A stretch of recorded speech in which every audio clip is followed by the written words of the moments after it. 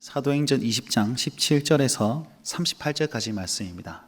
바울이 밀레도에서 사람을 에베소로 보내어 교회 장로들을 청하니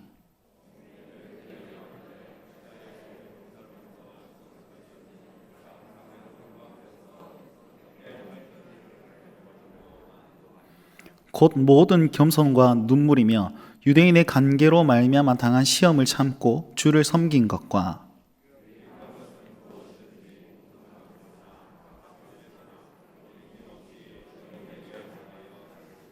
유대인과 헬라인들에게 하나님께 대한 회개와 우리 주 예수 그리스도께 대한 믿음을 증언한 것이라.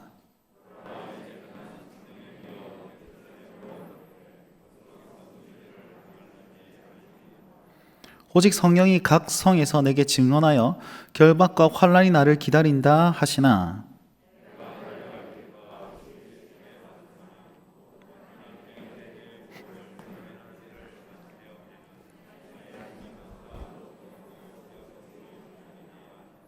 보라, 내가 여러분 중에 왕래하며 하나님의 나라를 전파하였으나 이제는 여러분이 다 내 얼굴을 다시 보지 못할 줄 아노라.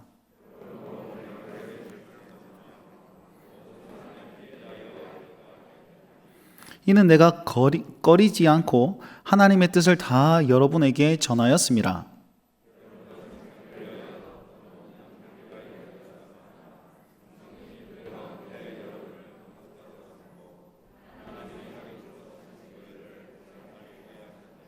내가 떠난 후에 사나운 이리가 여러분에게 들어와서 그 양 떼를 아끼지 아니하며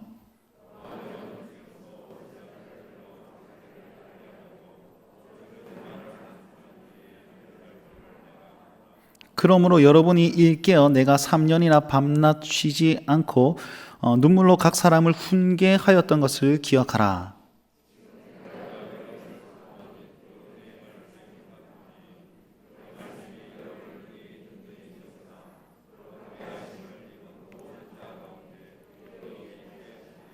내가 아무의 은이나 금이나 의복을 탐하지 아니하였고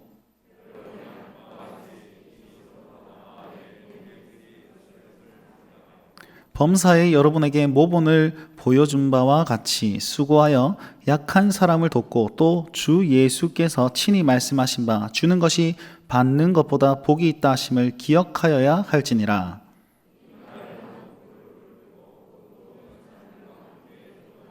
다 크게 울며 바울의 목을 안고 입을 맞추고 다시 그 얼굴을 보지 못하리라 한 말로 말미암아 더욱 근심하고 배까지 그를 전송하니라.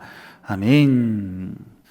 저는 여기까지 목회자로 오기 전에 이제 훈련 받았던 곳이 있습니다. SFC라는 곳이었고 또 한 곳은 오픈 윈도우라는 곳에서 저는 이제 목회자 훈련을 좀 받았다고 저는 생각합니다. 왜냐하면 제가 섬겼던 모교회는 굉장히 작은 교회였거든요. 그래서 누군가 큐티를 가르쳐준 사람이라도 없었고 또 뭐 성경에 대해서 풀어준 사람도 없었고 교리를 가르쳐준 사람도 없었습니다. 물론 작은 교회에서 제가 관계라든지 아니면 담임 목사님께서 말씀하신 그 설교들 지금도 기억납니다. 그런 훈련들은 받았지만 구체적으로 신앙의 훈련들을 받은 것은 이제 교회에서가 아니고 오히려 선교단체에서 더 많이 이제 훈련을 받았던 것 같습니다.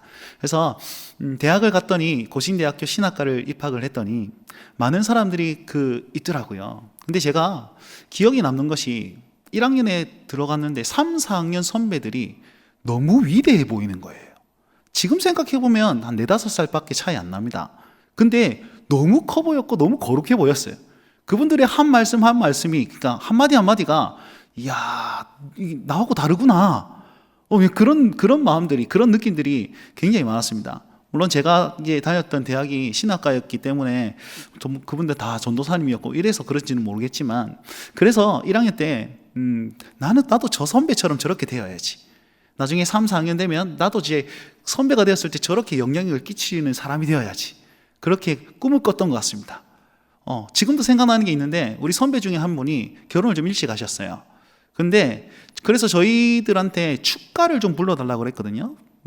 근데 이제 축가가 아니고 그 입장송을 불러달래요.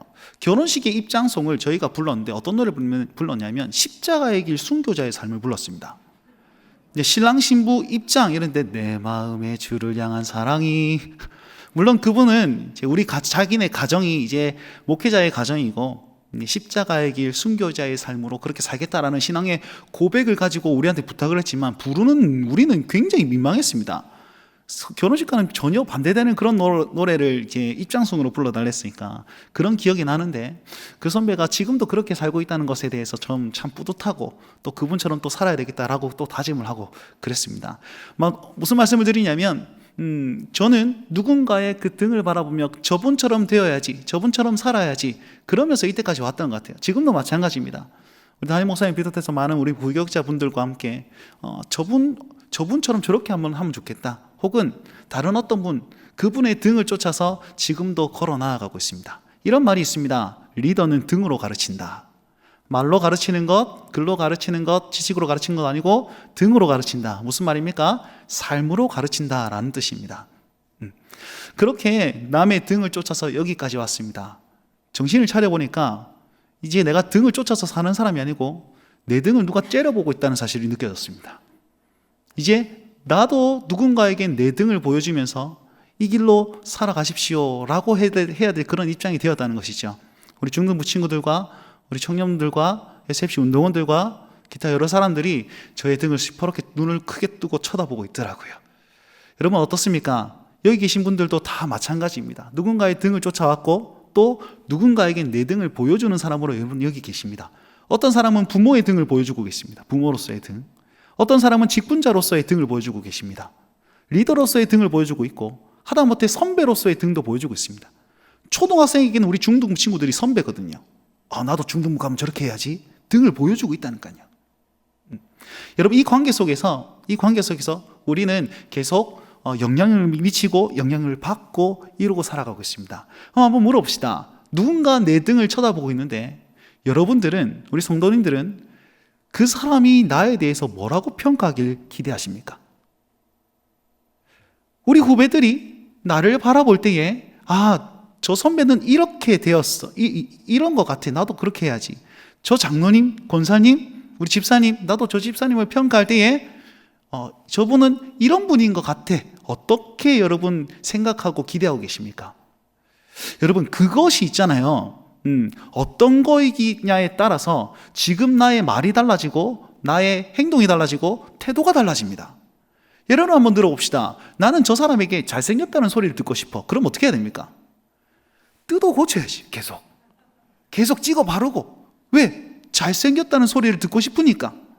저 사람 굉장히 열정적이다라는 말을 듣고 싶다면 행동이 어떻게 되겠습니까? 최선을 다해서 봉사하고 섬기려고 애를 많이 쓸 겁니다. 사랑이 많은 분 같아 라는 말을 듣고 싶다면 계속 찾아가고 관심을 보이고 애정을 표하고 그러겠지요.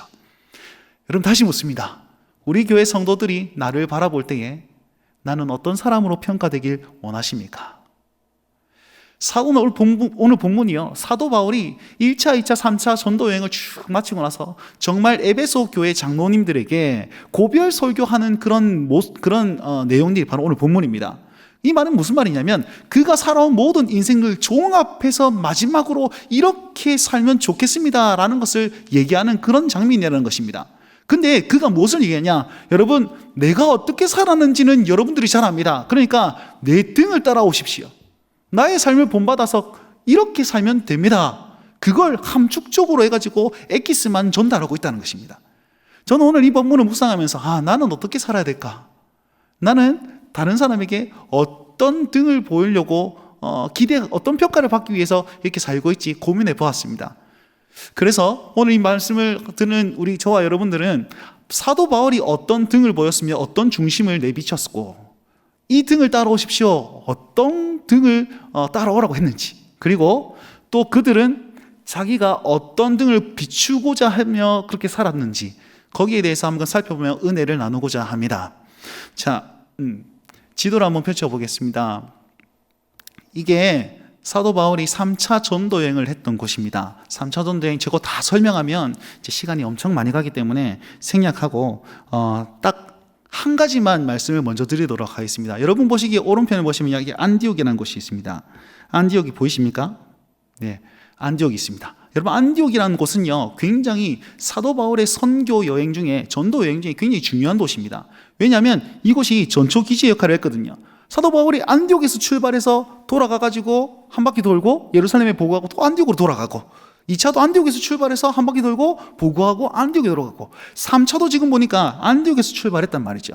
그래서 이 안디옥을 거점 도시로 잡고 복음을 계속 전했습니다. 그런데 3차 전도 여행에서는요, 어디에 애를 쓰고 어디에 힘을 쓰냐면 여기 있는 에베소라는 곳에 굉장히 애를 많이 씁니다.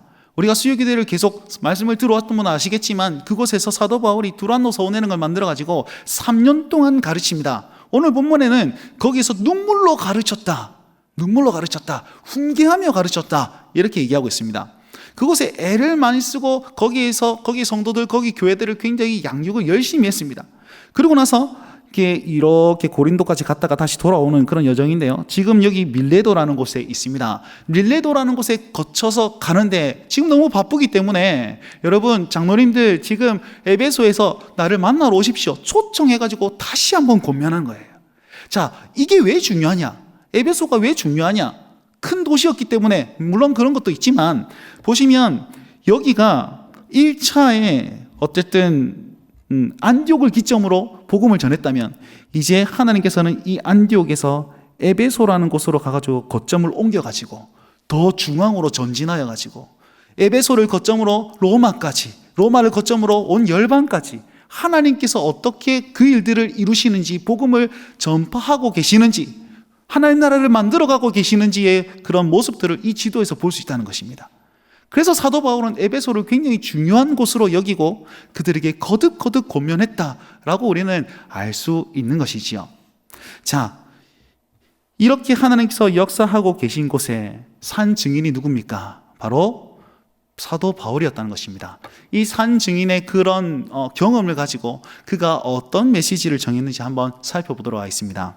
18절 말씀입니다. 18절 말씀 다 함께 읽도록 하겠습니다. 시작. 아시아에 들어온 첫날부터 지금까지 내가 항상 여러분 가운데서 어떻게 행하였는지를 여러분도 아는 바라. 네, 어떻게 행한지 여러분도 아는 바라라고 얘기를 하고 있지요. 그러니까 자기 삶은 그대로 여러분들이 아니까 그대로 행하면 좋겠습니다 라는 것을 얘기하고 있습니다.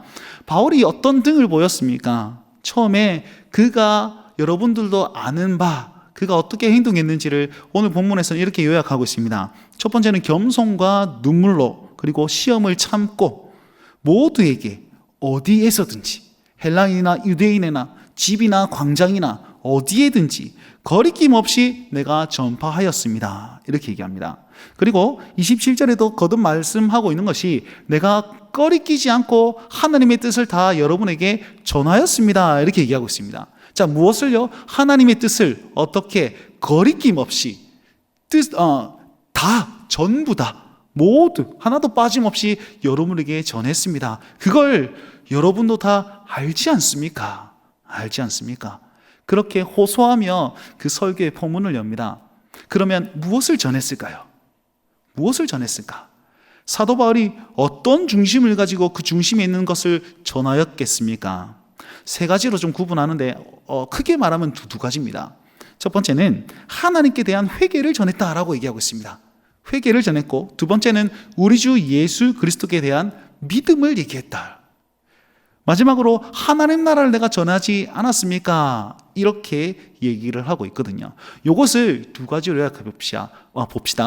회개와 믿음은 뭐라고 말할 수 있냐면 복음이라고 설명할 수 있습니다.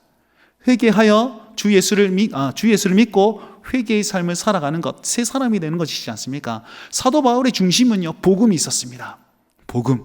언제든지 회개하며 돌이키며 주님을 더욱더 의지하며 우리 주 예수 그리스도께 대한 믿음의 확신으로 살아가고자 하는 그런 복음이 이 중심 가운데 딱 있었습니다. 그리고 그 복음을 가진 사람들이 어떻게 살아야 됩니까? 네, 하나님의 나라를 기대하고 하나님의 나라를 확장하고 하나님의 나라를 소망하며 하나님의 나라를 이루며 내 손으로 보고 나아갈 수 있는 그런 삶을 원했다는 것이죠. 여러분, 하나님 나라를 다른 말로 하면 교회라고도 할 수 있습니다. 물론 교회만이 하나님 나라다라는 것은 아니지만 좀 1차적인 측면에서는 교회가 그 하나님 나라라고 할 수 있습니다. 왜냐하면 뒤에는 계속 교회를 거듭 잘 세우길 권면하고 있거든요. 자, 이렇습니다. 바울의 중심은 무엇이 있었습니까? 복음이 있었습니다. 로마서 말씀에도 얘기하고 있지 않습니까? 내가 복음을 부끄러워하지 아니하노니.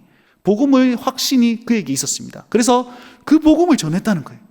그 복음을 전달했다는 것입니다. 그리고 그의 모든 삶의 걸음에는 하나님 나라를 확장하는 그런 사명으로 나아가고 있습니다.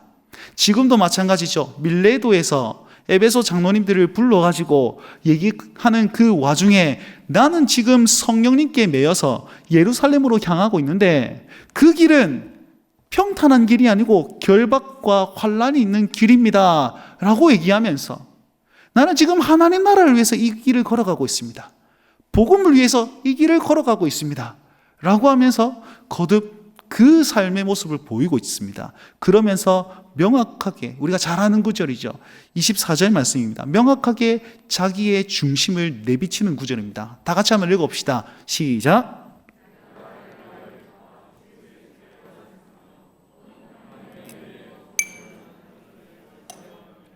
나의 생명조차 조금도 귀한 것으로 여기지 아니하노라. 아멘.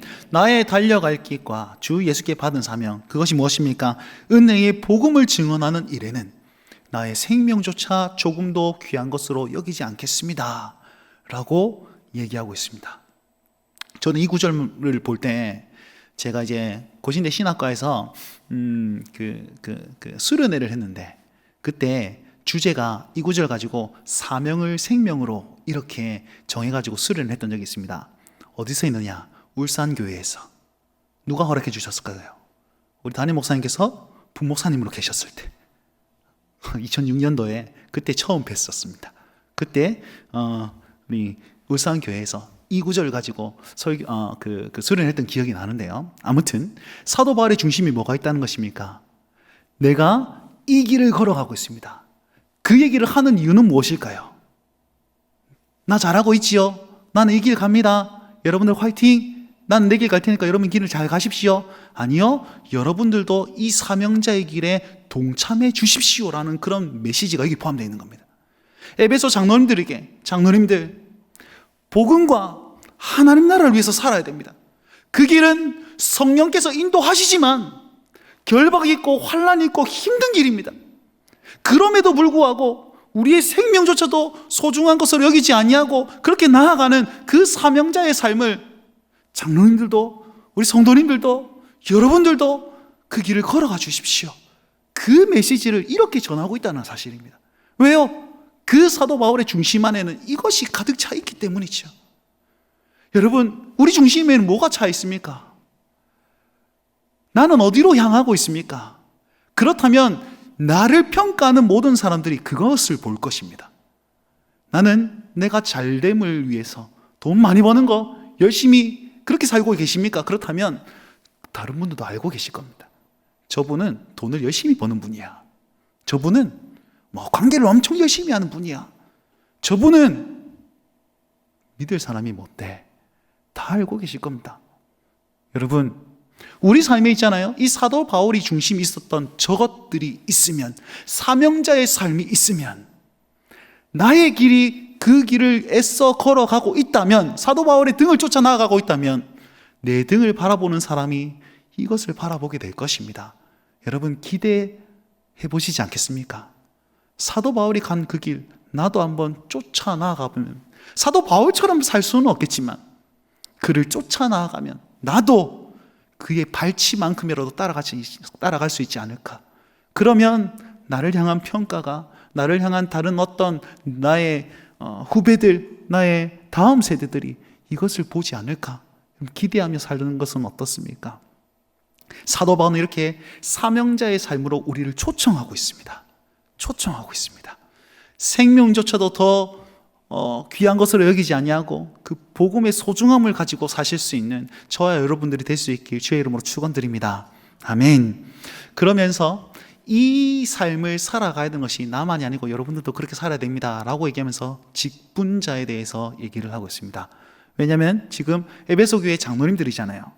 자, 직분자는 어떤 사람들입니까? 28절 보니까 하나님이 자기의 피로 사신 교회를 보살피는 자들이다 라고 말씀하고 있습니다. 하나님이 자기 피로 사신 교회, 그것을 보살피는 자들이 바로 이들이다라는 거예요. 왜 그 사명, 그 얘기를 다시 한번 생각나게 하시느냐? 사도 바울이 거듭 말씀하는데 29절 말씀, 이리가 와서 양떼들을 아끼지 않을 때가 올 것이며, 그리고 직분자들조차도 자기 제자들을 이렇게 이끌려고 땡기려고 어그러진 말들로 하는 사람들이 생길 거다는 거죠. 직분자들도 타락할 수 있다라는 사실을 30절 말씀에 얘기하고 있습니다. 그렇게 고난이 오고 교회를 무너뜨리려고 하는 그런 외부적인 핍박과 내부적인 분쟁이 있을 거라는 거죠.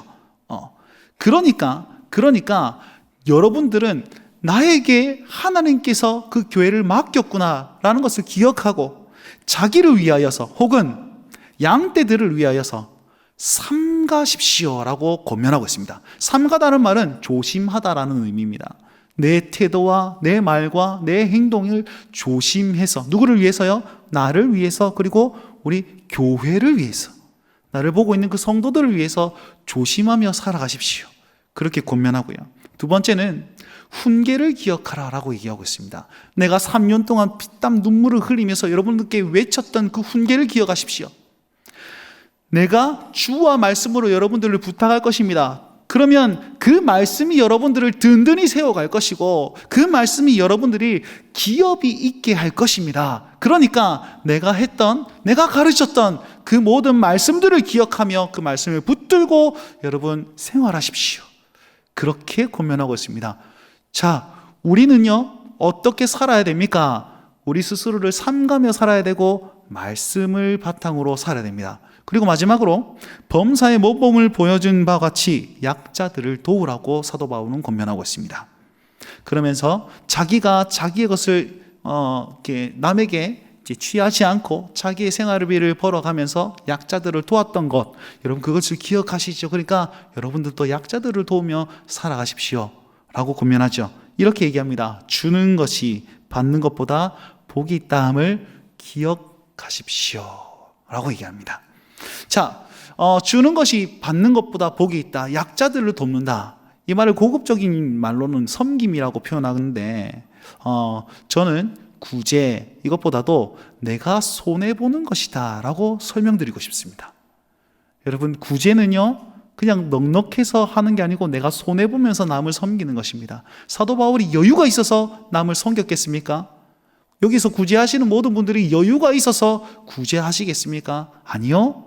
나도 힘듦에도 불구하고 저분이 너무 힘들고 나도 힘들고 여유가 없음에도 불구하고 하나님의 큰 사랑을 받았기에 내가 작은 것으로도 나눕니다라는 신앙 고백으로 그것을 구제하는 것입니다. 그래서 손해보는 인생, 손해보는 삶을 살아라 라는 것으로 권면드리고 싶습니다. 자, 이렇게 사도 바울이 자기의 중심과 자기의 가는 길과 자기가 이후에 여러분들은 이렇게 사십시오 라고 권면했습니다. 종합적으로 요약 한번 해보겠습니다. 네, 이게 끝입니다. 자, 앞에 건 다 못 들었더라도 이것만 잘 들으시면 됩니다. 사도 바울이 자기의 삶을 보여주면서 우리에게 어떤 삶을 원하십니까? 처음에 우리의 중심은 뭐가 있기를 간절히 바라고 있나요? 우리 중심에 뭐가 있어야 되죠? 네, 복음과 하나님 나라가 있길 간절히 바라고 있다는 거예요. 에베소 장로님들에게, 그리고 지금 현재를 사는 저와 여러분들에게 사도 바울의 메시지가 그렇습니다. 복음으로 살고 하나님 나라를 위해서 사십시오. 하나님 나라를 기대하며 사십시오. 하나님 나라를 소망하며 그것을 이루고자 발버둥 치며 사십시오 라고 우리 중심에 그것을 심겨주고 있습니다. 두 번째, 그러면 우리가 보여야 될 등은 어떤 등입니까? 성령께서 이끄셔서 고난과 결핍이 있는 그 삶을 살았지 않습니까? 환난과 결핍이 있다 그랬지 않습니까? 고난 속에서도 사명자의 길을 멈추지 않는 그 등을 보여주십시오. 우리 자녀들에게, 우리 직분을 바라보고 있는 그 모든 사람들에게, 우리 후배들에게, 다음 세대들에게 고난이 있음에도 불구하고 그 길을 멈추지 않는 삶, 조금이라도 좋으니까 한 걸음, 반 걸음, 한 발이라도 걸어가고자 애를 쓰는 삶을 보여야 된다는 것입니다. 마지막으로 우리의 행동은 어떤 행동이 되어야 됩니까? 남을 위해 사는 삶, 손해보며 사는 삶, 그러면서 이웃사랑을 실천하는 그 삶이 우리의 손에 나타나야 된다는 것이죠. 다른 말로 하면 우리의 중심이 이렇게 되고 우리의 등을 보이는 그 삶의 모습이 이렇게 될 때에, 그리고 우리의 행동이 이렇게 될 때에, 그때에 어떤 일이 일어납니까? 교회가 든든히 세워져 갑니다. 믿으십니까? 복음이 우리 교회로 말미암아 우리의 삶으로 말미암아 흘러가게 되는 것을 우리가 볼 수 있게 될 것입니다. 그리고 그 모습을 우리 모두가 경험하고 인정하게 될 것입니다. 여러분, 이 삶을 살기를 좀 결단하셨으면 좋겠습니다. 처음 했던 질문들을 다시 드립니다. 여러분, 여기 계신 분들이 나를 평가할 때 어떻게 평가하길 원하십니까? 말씀을 들었지 않습니까? 그렇다면 다시 한번 마음에 새기시길 바랍니다. 어떤 평가를 받길 원하십니까? 그렇다면 지금 내가 가져야 될 마음과 생각과 태도는 어떻게 되어야 될까요? 결단하시면서 하나님 앞에 기도하며 이 삶을 삶으로 말미암아서 내가 복음을 위하여 사는 삶이다, 혹은 그런 평가, 혹은 교회를 위한 삶이다 라는 평가, 서로의 평가가 참 아름다운 하나님 나라를 이룰 수 있는 우리 모든 민족교회 성도님들이 다 되시길 주의 이름으로 축원드립니다. 아멘.